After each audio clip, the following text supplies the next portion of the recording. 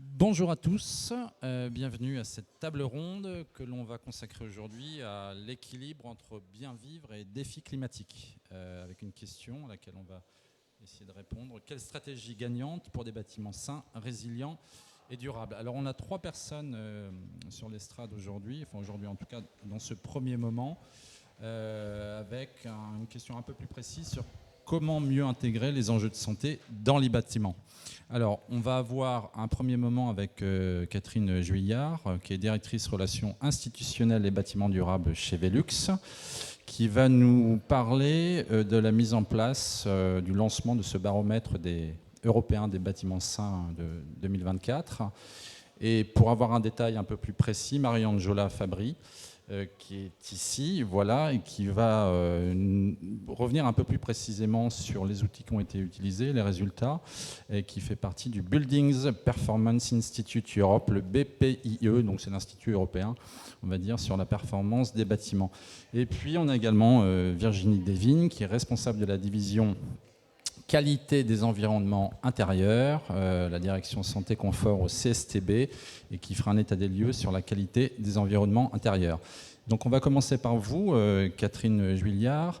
Expliquez-nous un petit peu la naissance de ce baromètre, qu'est-ce que vous avez essayé de faire et de dire, et quels sont les résultats. Ce sera beaucoup plus détaillé après, mais vous, quel est qu'est-ce que vous avez essayé de chercher à montrer? Écoutez, bonjour à tous. Donc moi je suis très contente et ravie d'ouvrir cette conférence thématique au bâtiment sain, même s'il fait très chaud aujourd'hui, mais ça ne fait que insister sur le besoin. Alors, quelques mots sur le lien qu'entretient Velux avec cette thématique, avec les bâtiments sains. Pourquoi ? Tout d'abord, il y a nos valeurs fondatrices qui sont la lumière et l'air frais, puisque Velux signifie VE pour ventilation et luxe pour lumière. Donc ça explique beaucoup de choses. Et effectivement, la mission de l'entreprise, c'est de créer du bien-être pour les gens et pour la planète, en transformant les espaces de vie grâce à l'air et la lumière et au service de bâtiments durables et sains. Et donc, pourquoi le baromètre ? Comment est venue cette idée ? En fait, il faut remonter aux années 2010 où on commençait à être tous très très préoccupés et focalisés sur la performance énergétique des bâtiments. Donc avec un focus très très fort. Et là, le groupe Velux s'est dit, ce serait bien d'élargir un peu le scope et de contribuer à la connaissance collective sur les bâtiments sains. Et c'est de là qu'est venu le premier lancement en 2015 de l'habitat européen, du baromètre européen de l'habitat sain, avec pour objectif de dresser un état des lieux de l'état de santé des logements en Europe. Et tout ça en coopération avec des organismes d'études différents. Et cette année, l'édition 2024 du baromètre est réalisée en partenariat avec l'Institut BPIE. Et il élargit le périmètre du baromètre à l'ensemble des bâtiments. Alors, avant de donner la parole à Marie-Angela pour qu'elle nous livre les principaux enseignements de ce baromètre 2024, donc baromètre des bâtiments sains 2024, je voulais vous dévoiler les résultats d'un sondage flash que nous avons fait réaliser à l'Institut Opinionway tout récemment, en juin, pour capter la perception qu'ont les Français d'un habitat sain. Donc, je vais peut-être vous montrer les résultats. Voilà, donc toute la série des baromètres depuis 2015. Et donc, c'est un sondage donc, qui a été réalisé ces 2 dernières semaines auprès d'un échantillon représentatif de plus de 1000 personnes, selon la méthode qui va bien, et la représentativité ad hoc. Et donc, qu'est-ce qu'il en ressort, en fait ? Ce qu'il faut retenir, c'est que Près d'un tiers des habitants ou des répondants ont le sentiment de vivre dans un logement qui n'est pas sain, ou à l'inverse, à peu près 68% ont le sentiment de vivre dans un logement sain.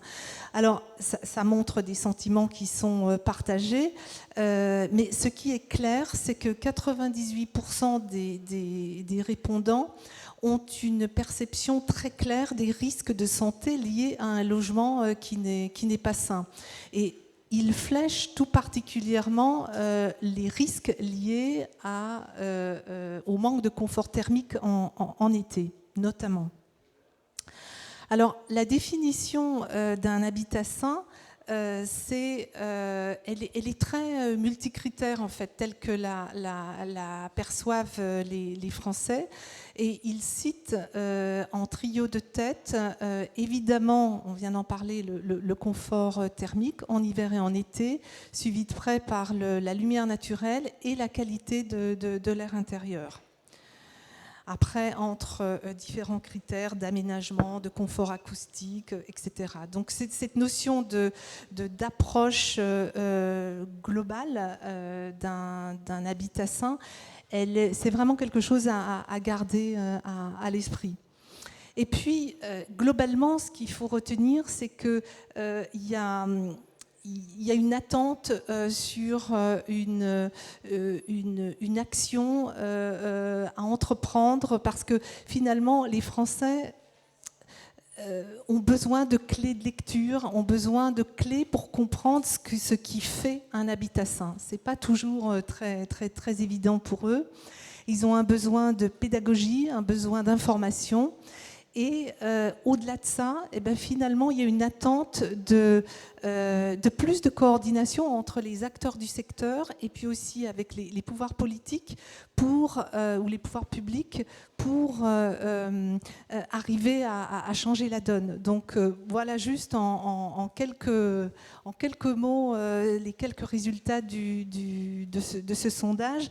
Mais c'est important, je voulais vous en livrer les principaux résultats, parce que ça va nous permettre de mettre en perspective les échanges que nous allons maintenant avoir autour de la présentation des bâtiments sains, du baromètre des bâtiments sains, et puis l'importance d'agir collectivement pour répondre à ces attentes et puis aussi pour trouver des solutions. Voilà, alors on va passer le micro à Mariangela Fabri, effectivement, qui va nous détailler un peu plus tout ça.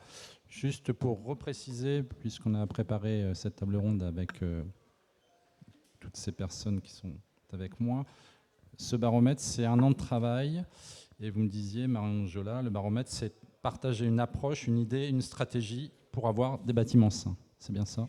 Tout à fait. Donc, bon après-midi. Merci encore pour l'invitation. Merci pour être là. Catherine a déjà fait une introduction au travail qu'on a développé dans la dernière année.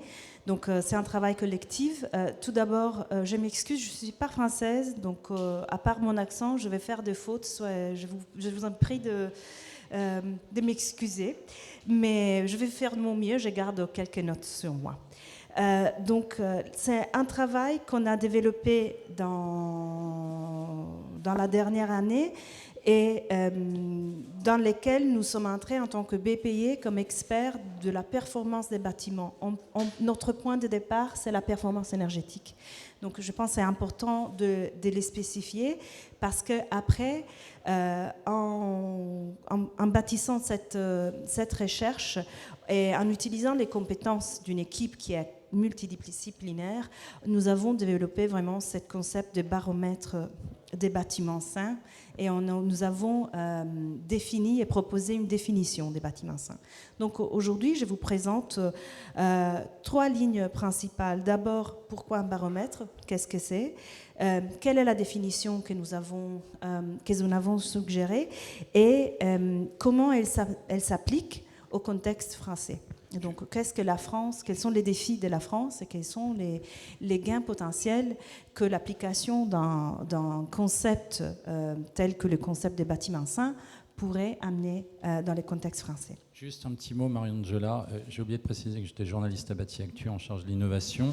C'est pour ça que j'aimerais une petite explication de BPIE. Qu'est-ce que c'est exactement? Parce que tout le monde n'est peut-être pas au courant. Tout à fait. Alors, merci pour la question. BPIE, nous sommes un think tank, un centre de recherche et de conseil. Nous sommes basés à Bruxelles et à Berlin. Et donc, nous nous spécialisons dans la recherche sur la performance des bâtiments et nous utilisons les données et les résultats de cette recherche pour donner conseil aux décideurs politiques, surtout dans les cadres européens, donc les institutions européennes, et au cas échéant aussi aux États membres et aux gouvernements aussi régionaux, pour vraiment comprendre si et comment la réglementation existante et les programmes d'incitation et les politiques publiques de rénovation et de requalification des bâtiments sont performantes ou pas. Et dans les cas où elles ne le sont pas, comment pouvoir les améliorer. Donc, dans les cadres de la dernière directive sur la performance énergétique des bâtiments qui vient d'être approuvée et qui vient d'entrer en vigueur, nous avons utilisé les dernières 10 ans d'études et de recherches pour vraiment porter évidence à la main des conseils auprès des institutions européennes en identifiant quels étaient les éléments que, de notre point de vue, était nécessaire de retoucher. Et de ce point de vue-là, j'avoue que ça a été assez compliqué comme exercice parce que c'est un enjeu très, très à la une et très politique et très chaud en ces moments. Mais on a vu quand même des améliorations et d'introduction d'éléments que dans le futur, on espère, puissent nous amener à une réalisation d'un concept d'un bâtiment performant, pas que de point de vue énergétique, mais aussi d'un point de vue de qualité, bien-être et santé. Donc, pour reprendre la présentation sur les baromètres et sur le travail que nous avons fait, donc nous sommes partis par une recherche et une analyse de la littérature et des données disponibles. Et nous avons créé vraiment, et nous en sommes servis pour tout d'abord faire 2 choses. La première, c'est d'identifier quels étaient les avantages et quels sont les avantages de la rénovation dans un point de vue de la santé sur tous les types de bâtiments. Donc on a passé du logement et de l'habitat à différents types de bâtiments, l'espace de travail, les écoles et les hôpitaux. Et sur la base de ça, nous avons après proposé une définition. Donc, pour vous donner quelques exemples des avantages dont je vous parlais, je prends toujours les cas des hôpitaux parce que je le trouve très, très parlant. Une rénovation énergétique, en ayant en considération aussi l'aspect de bien-être et de confort des patients, peut réduire les temps d'hospitalisation d'à peu près 11% et les coûts d'hospitalisation d'à peu près 21%, sans compter une réduction du taux de mortalité. Donc, on parle vraiment d'économie des grandes échelles, pas seulement sur la qualité de vie du patient, mais aussi sur les économies du système national de santé publique. Donc, on parle vraiment de grands volumes d'économies. Si on prend les écoles et les espaces de travail, une réduction des taux d'absence, une augmentation de la performance, une fois que les étudiants ou les travailleurs sont exposés à une meilleure qualité de l'air intérieur, une meilleure ventilation, une meilleure lumière naturelle. Donc, tous ces éléments avec des pourcentages différents, mais on a vraiment démontré qu'il y a une amélioration de la qualité et de vie, des avantages aussi de point de vue économique. Donc, sur la base de ça, nous avons proposé une définition des bâtiments sains. Donc, un bâtiment sain, de notre point de vue, c'est un bâtiment qui doit prendre en considération tous les éléments et toutes les dimensions qui le constituent. En partant du rôle central et la priorité de la santé et le bien-être des occupants. Un bâtiment est fait pour les gens qui le vivent. Ce n'est pas fait pour la joie des architectes, des ingénieurs, ni pour la mienne. Mon boulot, c'est d'assurer, de faire de mon mieux pour que notre consommation d'énergie au niveau européen diminue au maximum, mais ce n'est pas pour ça qu'on fait des bâtiments et qu'on fait des rénovations. Ça ne devrait pas l'être. Donc, en partant de ce point de vue, en gardant la santé et le bien-être des occupants au centre, un bâtiment sain, c'est un bâtiment qui préserve et renforce le développement durable. Et par développement durable, on prend en considération tous les éléments qui sont liés au développement durable, à l'environnement, à la gestion des ressources, aux matériaux. Et en même temps, en favorisant une transformation dans la façon dont le bâtiment est vécu, conçu, bâti et renouvelé, sur deux derniers volets, la responsabilisation de ses occupants et la résilience. Donc sur ça, on a vraiment développé cinq dimensions.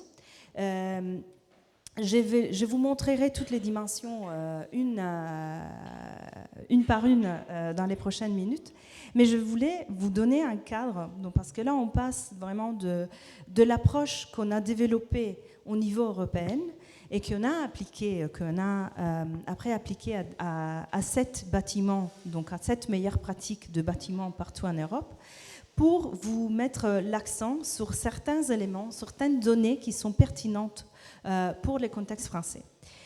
Donc déjà, on part d'un élément qu'encore une fois, moi je trouvais très parlant.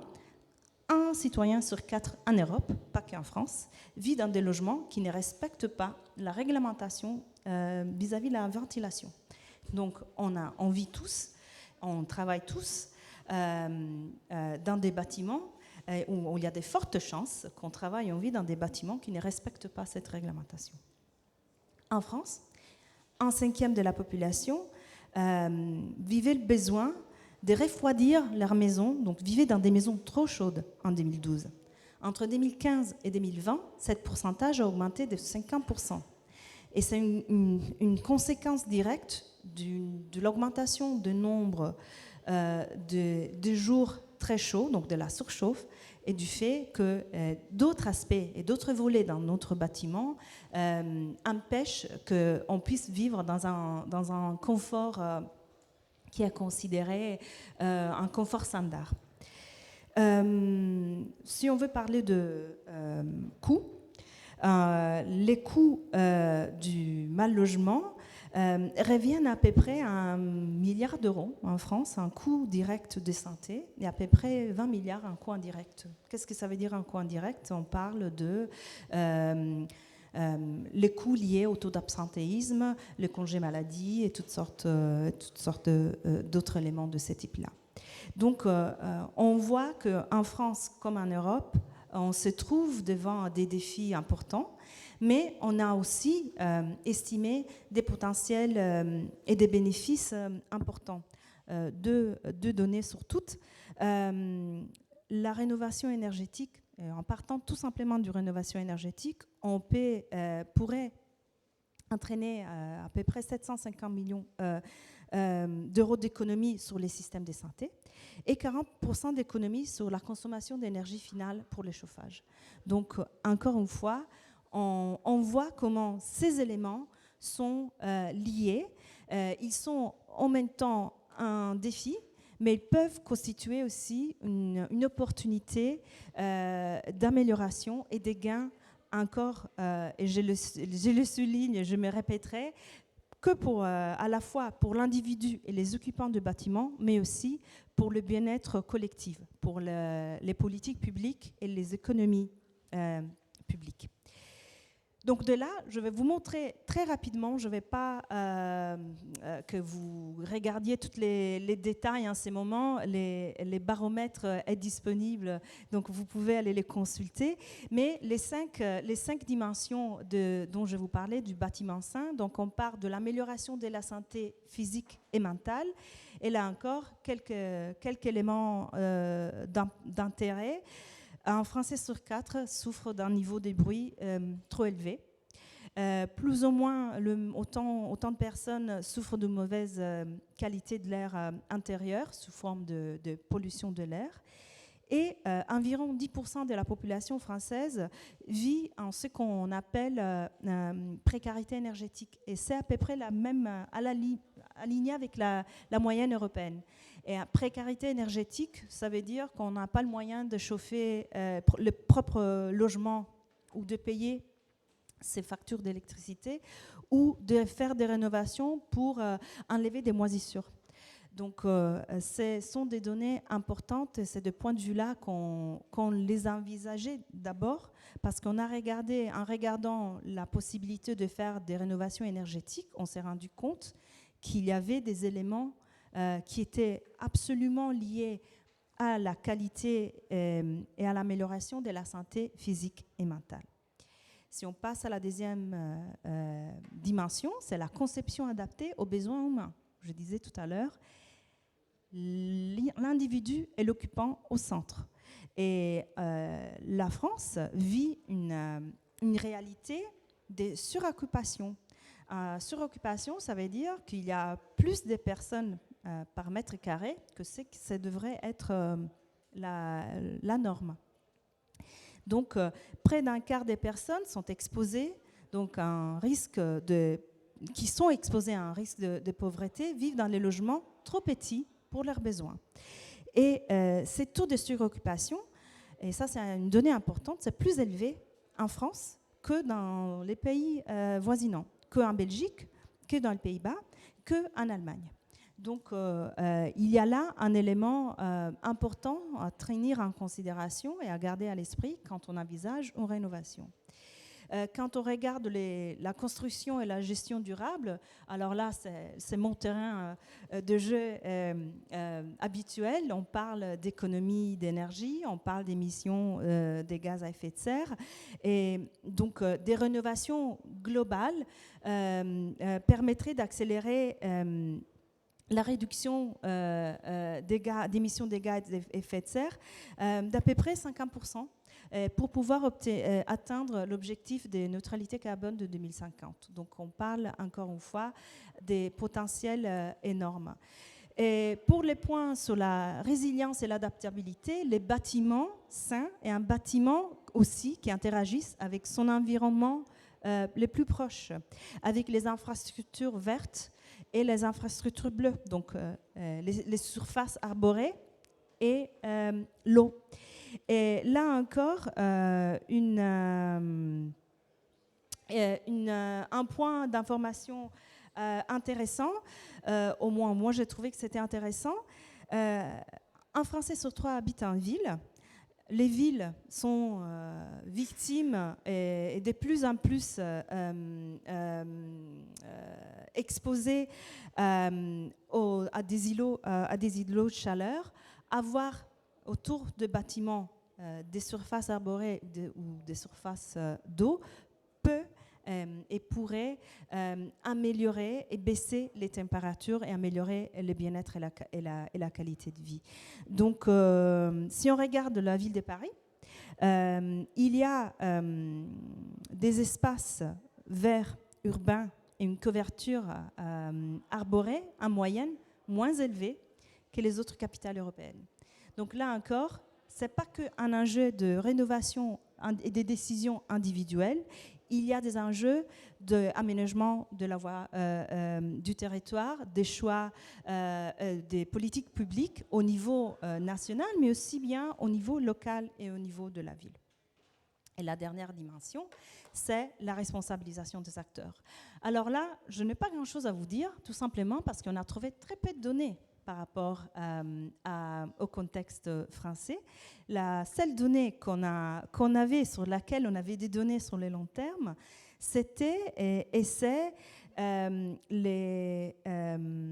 nombre d'étudiants en architecture et dans le secteur de la construction, dans l'enseignement supérieur, qu'au lieu d'augmenter dans le temps, en considérant tous les enjeux et les défis dont on a parlé depuis ce matin, ça reste stable. Ça a diminué un peu dans les dernières années et maintenant ça reste un taux stable. Et à ça, on ajoute l'effet que 74% des employeurs ont des difficultés à recruter dans les métiers de la construction et de la rénovation. Pourquoi ? Parce que souvent, ce sont des travaux durs d'un point de vue physique, mal payés. Ça, c'était mes 16 minutes. Mal payés, où on n'a pas innové, où on n'a pas nécessairement amené des améliorations dans la façon de bâtir et de renouveler et dans les matériaux et l'utilisation des matériaux dont on se sert. Donc de ce point de vue-là, c'est important de prendre en considération aussi la nécessité de rendre certains emplois plus intéressants et qui soit vraiment un lien avec un objectif, et je l'ose dire, collectif, public, parce qu'on puisse vraiment se rendre compte que tous ces éléments et tous ces volets, tous ces aspects doivent entrer en jeu pour pouvoir atteindre et pouvoir vraiment voir et vivre des changements. Donc, et j'ai conclu avec ça. Sur la base de notre recherche au niveau européen et des données qu'on a trouvées au niveau français, on a aussi identifié 5 recommandations clés qui sont vraiment étroitement liées aux dimensions que je vous ai présentées et qui vraiment visent à s'attaquer d'abord à des enjeux qui sont présents aujourd'hui. La surchauffe, les risques liés à la santé, de vivre dans un bâtiment bruyant, pas éclairé, froid.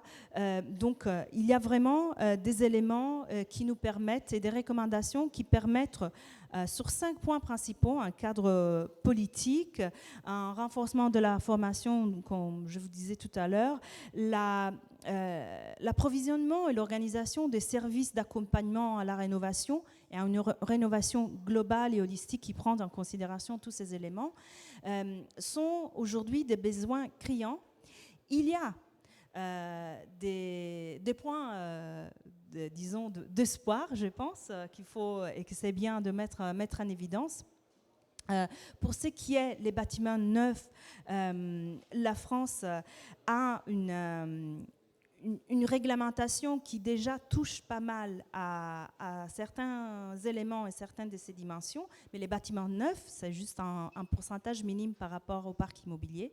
Donc l'important, c'est vraiment d'aller revoir et d'aller regarder la rénovation du parc immobilier existant. Là encore, je sais qu'il y a des objectifs pour 2030 de rénovation d'à peu près 370 000 logements par an, qui sont censés augmenter à 700 000. C'est un excellent point de départ.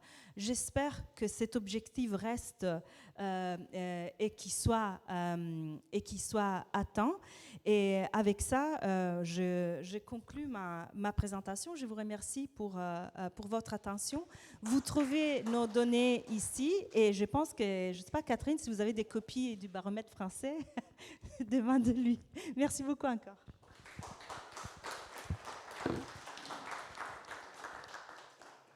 Merci Mariangela Fabry. Oui, justement, vous pouvez le trouver. Il est là, sur le stand de Velux. Voilà. Voilà, juste à côté. Voilà, il est cartonné, il est relié. Voilà, merci. Un petit mot de commentaire peut-être, Catherine Juillard, sur un complément peut-être d'information sur ce que vient de dire Mariangela. Je pense que les vertus de ce baromètre sont vraiment de nous éclairer et de prendre conscience qu'effectivement, par exemple, si on soulignait l'importance de rénover le parc des bâtiments, c'est évidemment capital de s'intéresser et de travailler sur la performance énergétique, sur la réduction des émissions de gaz à effet de serre. mais il faut aussi embrasser ces questions d'habitat sain, parce que finalement l'un ne va pas sans l'autre. Et c'est un petit peu, ce baromètre, c'est un petit peu un appel à l'action, à la prise de conscience collective. C'est pas que les politiques, c'est aussi tous les acteurs de la chaîne du bâtiment. Et c'est un petit peu, en tout cas moi, le message que j'en retiens pour cette discussion et pour après. Très bien, merci Catherine. Et puis il faudra travailler sur le confort d'été aussi. On va passer à Virginie Desvignes du CSTB, qui est responsable de la division qualité des environnements intérieurs, direction santé confort. Donc c'est le QEI, donc l'Observatoire de la qualité des environnements intérieurs, c'est bien ça? C'est tout à fait. Voilà, et qui vient après l'Observatoire de la qualité de l'air intérieur, que tout le monde connaît.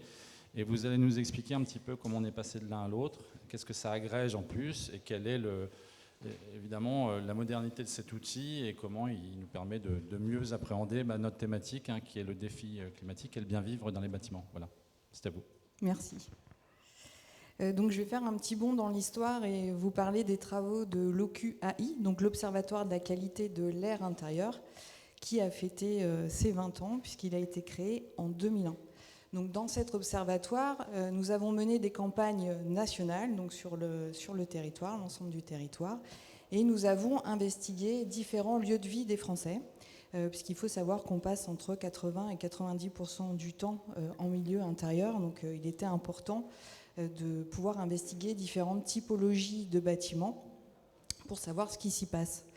Donc, on a eu une première campagne nationale logement, donc, qui a été conduite entre 2003 et 2005. Nous avons aussi étudié des bâtiments qui avaient une pollution plutôt spécifique, donc comme les patinoires et les piscines. Nous nous sommes également intéressés aux bâtiments performants en énergie, aux bureaux, donc en 2012, nous avons conduit une campagne nationale, aux crèches et aux écoles. Donc ça, ce sont des enquêtes. C'est une enquête qui a été menée entre 2013 et 2017, donc dans plus de 300 écoles en France, où on a fait des mesures dans 2 à 3 classes à chaque fois. Nous avons aussi investigué les établissements sanitaires et médico-sociaux entre 2019 et 2021. Et l'année dernière, au mois de février, nous avons fini le terrain de la seconde campagne nationale logement, donc qui a été conduite entre 2020 et 2023. Donc toutes ces données, elles ont permis d'alimenter notamment les politiques publiques, avec la création de valeurs guides, notamment par l'ANSES, par l'Agence nationale de sécurité sanitaire de l'alimentation, de l'environnement et du travail, et également par le Haut Conseil de santé publique, donc qui définissent des valeurs au-dessus desquelles il est possible d'avoir des effets néfastes, donc liés à la pollution de l'air. Il y a également eu beaucoup de travaux de sensibilisation au public, des substances qui ont été interdites ou limitées, dont des substances qui sont cancérogènes, mutagènes ou reprotoxiques, qui ont donc été limitées dans les produits de construction et de décoration. Les données de la campagne nationale logement 1 ont également permis d'aboutir à un étiquetage des produits de construction et de décoration. Vous savez, c'est les petites étiquettes A, A+, B, C que l'on voit, donc qui renseignent en fait sur l'émission des composés organiques volatiles dans l'air. Il y a également eu différents plans nationaux santé-environnement qui ont contribué à l'amélioration de la qualité de l'air, avec notamment la mise en place de la surveillance dans les établissements recevant du public, donc dans les écoles, dans les lycées, dans les collèges, et à partir de 2025, dans les établissements sanitaires et médico-sociaux, donc dont l'enquête que nous avons réalisée a permis d'alimenter la future réglementation, et également une réglementation qui va être mise en place dans les établissements pénitentiaires pour mineurs.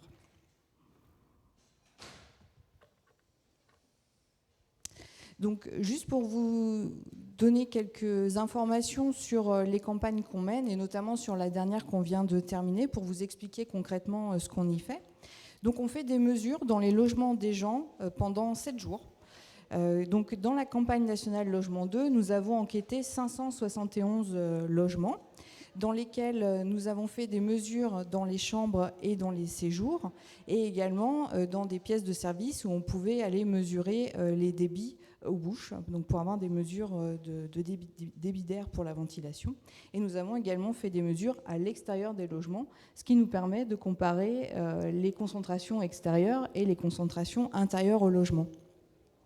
Ces mesures, elles ont été faites sur des paramètres de confort comme la température ou l'humidité, et également sur des substances. Et donc dans la CNL2, nous avons mesuré plus de 170 polluants dans l'air des logements. Donc ces mesures, elles sont en continu sur la semaine avec des capteurs que l'on pose au logement des gens, et donc pour lesquels nous avons des mesures toutes les 10 minutes pendant 7 jours, donc ce qui fait une quantité de données assez importante.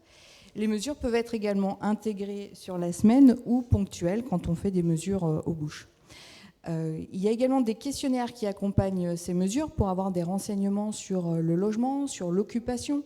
Donc des questions qui sont posées à la fois à l'échelle du logement pour le décrire, la date de construction, les systèmes de ventilation, le nombre d'ouvrants, à la fois une description aussi des ménages, puisque l'occupation est un facteur très important pour la pollution de l'air. Si on a des gens, par exemple, qui fument dans leur logement ou qui brûlent des bougies ou qui aiment bien brûler de l'encens, et bien tout ça, ça crée de la pollution. Ces questions, elles ont été également posées à l'échelle individu pour mieux connaître les occupants et leurs habitudes, avec des semainiers qui étaient déposés donc dans les logements pour connaître en fait l'activité des gens toutes les 30 minutes et savoir à quel moment le logement était occupé ou pas sur la période des 7 jours. Et puis cette étude a été faite en collaboration avec Santé publique France, qui a recueilli des données sur des symptômes et sur l'état de santé des occupants. Donc là, on a vraiment un lien qui est fait entre la qualité de l'air intérieur, certains paramètres de confort et la santé des occupants. Donc juste quelques petites données sur les logements que nous avons investigués, puisque ces résultats ne sont pas encore publiés. Ils vont l'être à la fin de l'année. Donc on a 35% des logements qui ont été construits avant 1968, 44% entre 68 et 2000 et 21% des logements qui ont été construits après les années 2000. Donc on a un parc qui a une représentation assez équilibrée de ce qu'on peut retrouver. On a également des données sur la ventilation, et il faut savoir que 63% des logements ont une ventilation mécanique, 22% ont une ventilation naturelle et 15% des logements n'ont pas de système de ventilation, ce qui veut dire que l'aération du logement se fait uniquement en ouvrant les fenêtres. Comme ici, quoi. Voilà, exactement. Alors, nous avons comparé les résultats de la campagne nationale Logement 1 qui a été menée il y a 15 ans avec les nouveaux résultats que nous avons. Et donc, ce qu'on peut voir globalement, c'est qu'on a une baisse généralisée des concentrations des polluants en air intérieur. Donc, c'est quand même une bonne nouvelle. Et cette diminution sur les concentrations médianes varie entre 28% et 98% selon le polluant qu'on a regardé. Donc là, en fait, vous avez un focus sur 4 polluants, le benzène, le formaldéhyde, le tétrachloroéthylène et le trichloroéthylène, où on voit que pour ces 2 derniers, il y a des baisses qui sont vraiment très importantes, qui sont dues à leur interdiction dans les pressings. On a également une baisse donc, des particules fines de 33%. Et par contre, par rapport aux problématiques de radon et de CO2, on n'a pas observé de baisse significative des niveaux. Il faut savoir que le radon est la 3e cause de cancer du poumon en Europe. Donc avec ces données, on peut voir des évolutions, donc comme je viens de vous présenter en 15 ans, mais on peut aussi essayer de qualifier la qualité des environnements intérieurs en calculant des indices. Et donc là, je vous présente 2 indices. L'indice TAIL qui a été développé dans un projet européen, donc qui est basé sur 4 composantes, le confort thermique, le confort acoustique, la qualité de l'air intérieur et le confort lumineux. Donc c'est les 4 couleurs que vous voyez en coin du carré. Pour chacune de ces composantes, il y a un certain nombre de critères donc, qui varient entre 4 pour l'acoustique à 15 pour la qualité de l'air intérieur. Et pour chacun de ces critères, on va aller comparer avec des valeurs de référence ou des normes HRAE ou des valeurs guides, par exemple comme celle de l'ANSES dont je vous parlais tout à l'heure. Et puis, selon le score de chacune de ces composantes, on va être en capacité de donner une note sur la qualité des environnements intérieurs. Donc, cet indice a été d'abord élaboré pour les hôtels dans un projet européen, et donc nous l'avons adapté dans le cadre d'une thèse aux écoles. Donc, nous avons revu certains paramètres pour que ça corresponde mieux aussi à l'occupation de ce type de bâtiment. On peut aussi créer d'autres types d'indices, comme l'indice QSE, donc sur la droite de la diapo.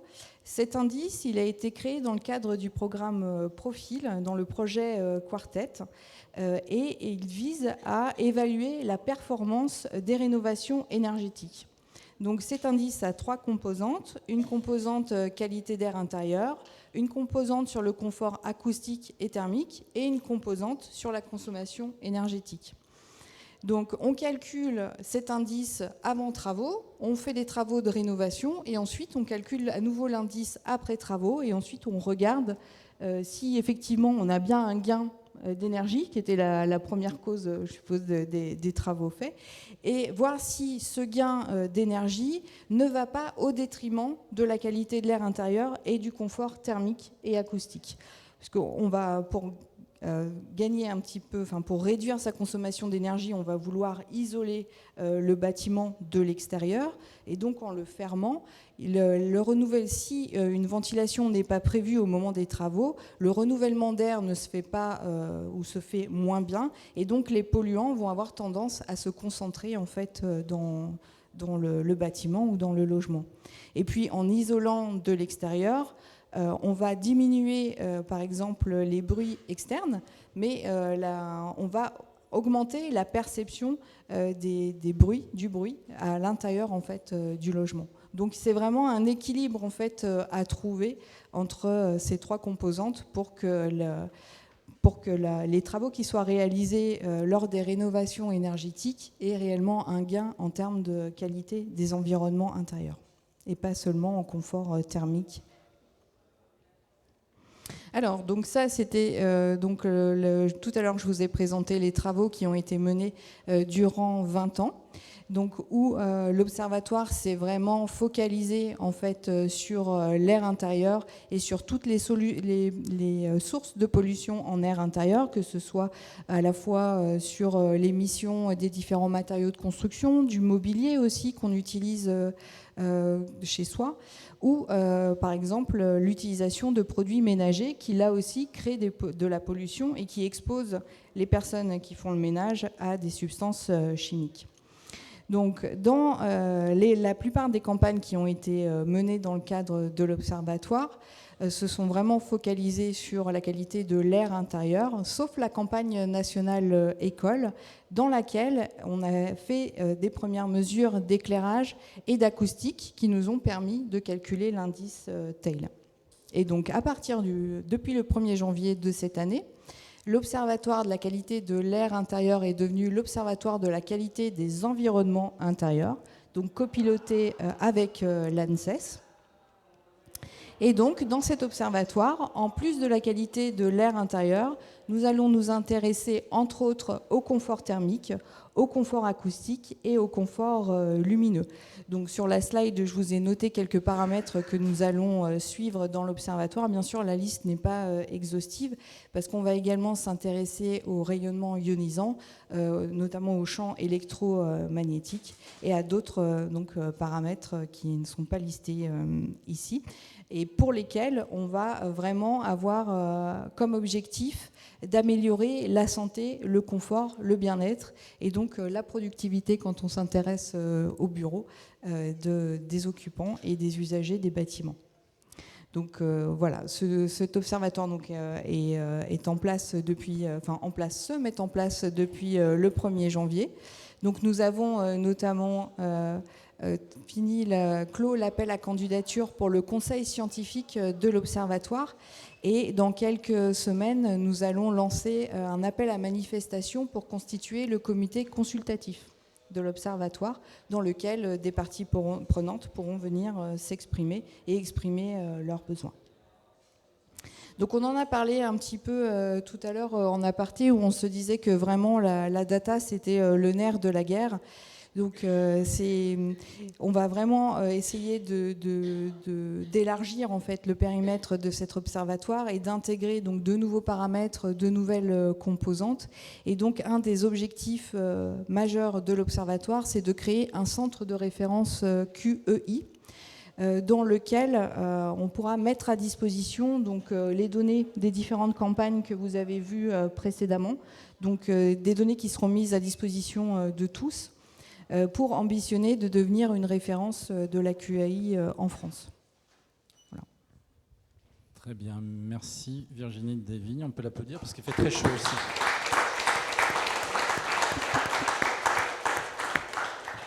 Alors, il y a peut-être des questions dans la salle. On a 5-10 minutes. Normalement, il y a un petit micro qui se promène. Pas tout seul, évidemment, mais on va vous le passer. Vous vous présentez, s'il vous plaît. Bonjour. D'abord, félicitations pour ces magnifiques exposés. Jean-Luc du centre d'office de formation Je bâtis ma maison. Donc, je reviens sur 2-3 choses que vous avez dit. Moi, je viendrai peut-être avec des solutions. Pour le radon, à quelques euros, vous pouvez mettre un petit testeur dans votre maison et vous aurez directement la solution. On parle quand même d'un taux de mortalité assez fort. Une deuxième chose, c'est que pour les champs électromagnétiques, vous avez tous à côté de votre lit une petite lampe de chevet. Il faut savoir que quand votre lampe de chevet est éteinte, elle va émettre beaucoup plus d'ondes que quand elle est allumée. Donc peut-être ce qui serait intéressant, c'est déjà d'éloigner un tout petit peu la partie entre l'interrupteur et l'électricité, donc la prise. Et encore plus intéressant, ce serait qu'il y ait une loi européenne qui oblige tout simplement à mettre un fil de terre. Parce que dès que vous avez mis un fil de terre, il n'y a plus ces émanations.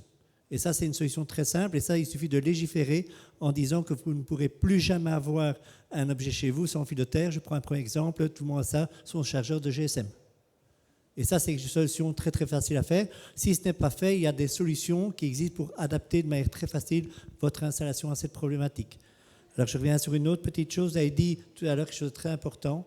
68% des gens en Europe ont l'impression d'avoir une maison saine. Or, 60% des maisons sont plus polluées que l'arrière d'un pot d'échappement dans la circulation de Paris au moment des bouchons.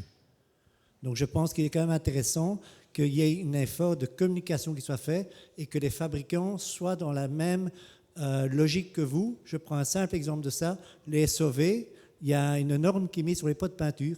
Il faut savoir que cette norme est établie après 28 jours d'utilisation. Il est bien connu que tout le monde rentre dans sa maison après avoir repeint après 28 jours. En attendant, ils ont pris toute la pollution pour eux. Merci. Virginie, un petit commentaire, parce que dans CSTB, il y a scientifique, donc j'aimerais avoir votre avis sur ces petites astuces du bâtiment sain. Alors sur les astuces, pour le radon, par exemple, on pose des dosimètres chez les gens et on mesure le radon en période de chauffe pendant 2 mois. Donc l'idée, c'est vraiment d'avoir une photo de ce qui se passe durant cette période, sachant qu'il y a différentes zones en France où il y a plus de radon. Donc voilà, il y a déjà des choses qui sont faites effectivement à ce niveau-là. Ensuite, sur les champs électromagnétiques, il y a des cartographies aussi au niveau national qui existent, qui seront mises en lien dans le centre de référence. Donc on s'intéresse aussi notamment à des émissions un petit peu plus importantes que pour la lampe de chevet. On essaye vraiment d'avoir une vision assez globale de ce à quoi les Français sont exposés en fait au niveau national. Et je me souviens, j'ai un petit trou de mémoire sur le reste, je ne sais pas. Après 28 jours, par rapport à l'étiquetage dont vous parliez, oui, effectivement, c'est pour ça que quand on peint, il faut vraiment beaucoup aérer son logement et peindre fenêtre ouverte si possible pour que les COV soient le moins présent possible. Il faut énormément aérer son logement, c'est vraiment très important. C'est comme vous le disiez tout à l'heure, en fait, l'air extérieur est moins pollué que l'air intérieur. Donc voilà, aérer. Et ça fait longtemps que vous le dites avec l'Observatoire de la qualité de l'intérieur. C'était une de vos marottes quand même. Une autre question peut-être dans la salle? Petit micro. Bonjour, je voudrais savoir, toutes ces informations-là, est-ce qu'elles seront centralisées quelque part, ou est-ce qu'on pourrait y accéder? Par exemple, cette vidéo que vous êtes en train de faire... Mettez le micro devant la bouche. Oui, pardon. Cette vidéo que vous êtes en train de faire en ce moment, est-ce qu'on pourra y accéder ultérieurement? Est-ce qu'il y a un site où on peut avoir toutes ces informations pour pouvoir se tenir informé? Voilà, c'est ça ma question. Oui, ce sera sur Bâti Actu.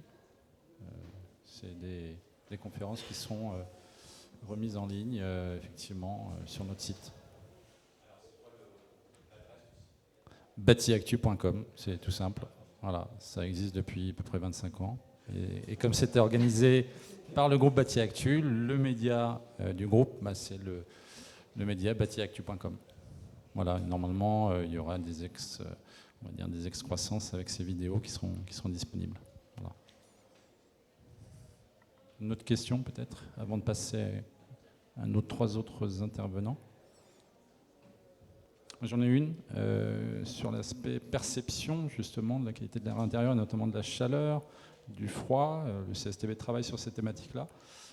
Vous aviez présenté lors d'une journée de la recherche, d'ailleurs au CSTB il n'y a pas très longtemps, thématique du facteur psychologique, de la perception de l'habitat. Ça va être aussi un des critères, je crois, de cet observatoire. Oui, tout à fait. Il existe différents types de questionnaires donc pour recueillir la perception des gens, avec des échelles aussi qui sont notamment dans certaines normes.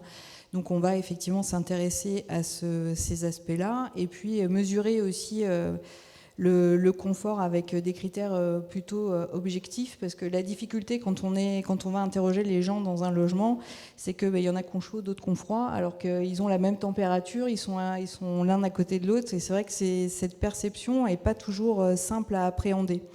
Dans l'observatoire, nous allons aussi faire des liens avec des mesures physiologiques pour vraiment comprendre, en fait, en plus de la perception, je me sens bien, j'ai chaud, j'ai froid, avoir les réactions en fait corporelles. Donc il existe différents systèmes comme la méthode Pulse qui permet en fait, en posant des électrodes sur les gens, de recueillir en fait des niveaux de sudation. Je pense que là, je dois être pas mal. Ouais.